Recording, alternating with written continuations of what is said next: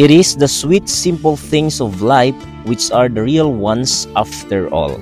A day in my life as a teacher and also a farmer living in San Francisco, and welcome to my mini vlog.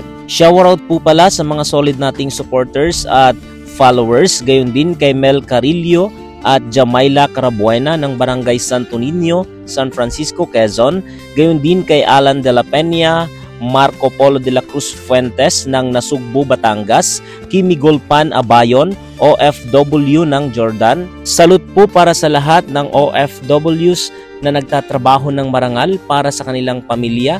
Mabuhay po kayo. Magluluto naman po tayo ngayon guys ng kinamatisang isda na kung tawagin dito sa amin ay espada or liwit na puti.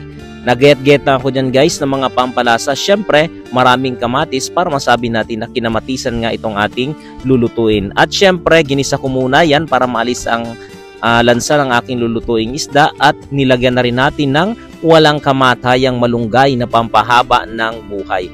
Syempre, kapag meron tayong may sabaw, magpiprito din tayo para magkaulam ang dalawang ito. Kung nakarating ka naman sa part ng video ko na ito, pa-comment yes naman ako kung natakam ka, gayon din kung sa saang lugar ka para alam ko kung saan nakarating ang video ko na ito. Ayan guys, luto na ang ating pritong isda, yari na naman ang ating kain nito.